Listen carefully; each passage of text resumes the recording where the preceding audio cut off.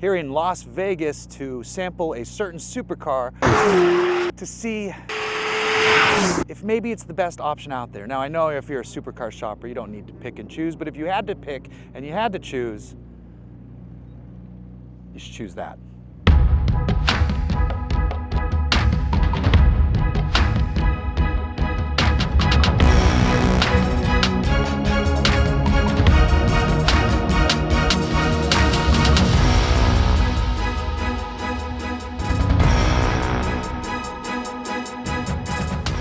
Let's run through the stats so you know what we're dealing with here. Behind the passenger compartment sits a mid-mounted twin-turbocharged 4-liter V8 engine. This is paired with a 7-speed paddle shiftable gearbox, and the power is sent to the massive rear wheels. At full crack, you're working with 740 horsepower and 590 pound-feet of torque.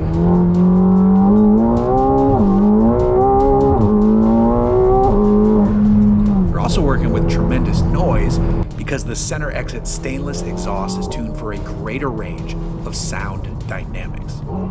McLaren builds this car off the starting point that was the 720S, and that is an all-time great car. At the other end of the scale, you have the 765 LT, which is such a wild machine that when I drove it, I thought perhaps there should be another level of license required to own one. The goal with the 750S, per McLaren's own words, was to create a vehicle with increased performance but also increased engagement over the 720S it replaces. The result is the lightest and most powerful series production car the brand has ever produced. The springs are lighter, while the setup is softer up front and stiffer out back. The front track is 6 mils wider.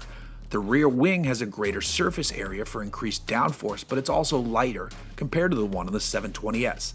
It can also behave like an air brake under hard braking or lie down lower under hard acceleration to act like a sort of DRS.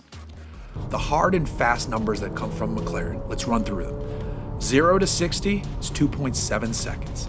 0 to 124 miles an hour takes 7.2 seconds in the coupe, with the Spider a tenth slower. And if you want to go from 0 to 186 miles an hour, you can get there in under 20 seconds in the coupe or just over 20 seconds in the Spider. But if you're shopping for a supercar, you may see specs like this on other vehicles, so why the 750S? Despite its insane styling, vertical doors, and mediocre amount of storage, it's going to give you the best driving experience you're likely to find at this level. So here's the thing about the McLaren 750S, is that it is excellent out here on the road. You know where it really shines? Out here on the racetrack is where this car absolutely shines. There's so much grip, there's so much power, there's so much balance, you can just, it makes you a better driver than you actually are, which is good for him because he's a better driver than I am.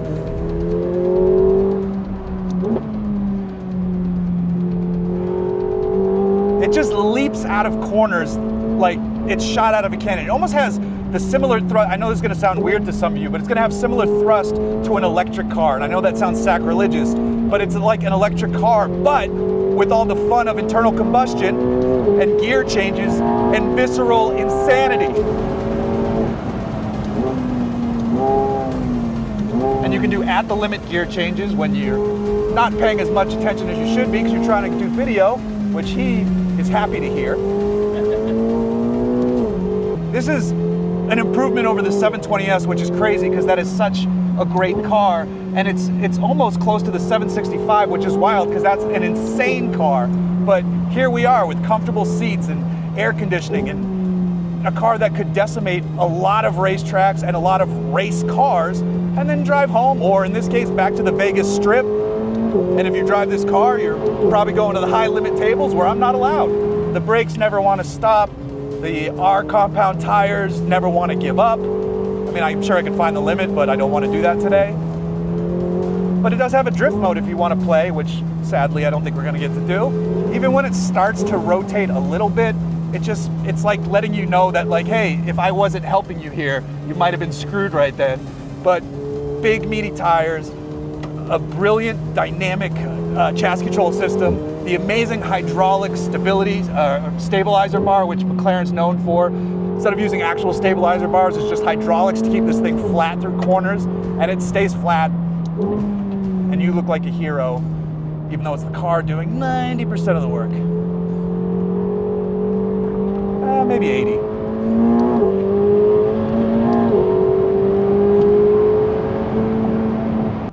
In the world of the supercar, the 750S stands out as a car that is exceptionally excellent on a racetrack, yet also easily drivable by folks at all skill levels.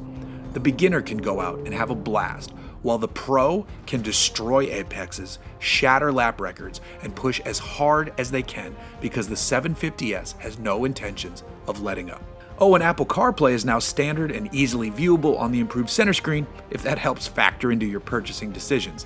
Nice of them to throw that in on a vehicle that starts around $331,000 for the coupe or $352,000 for the Spider. And if you're ordering one, you know they don't actually cost that much. In fact, they cost a lot more once you start stacking up the options. This Mantis Green Spider that I'm driving, it's actually just under $500,000. So if you're gonna spend this much money on a car, shouldn't you buy the best one? And that's what we have here with the McLaren 750S.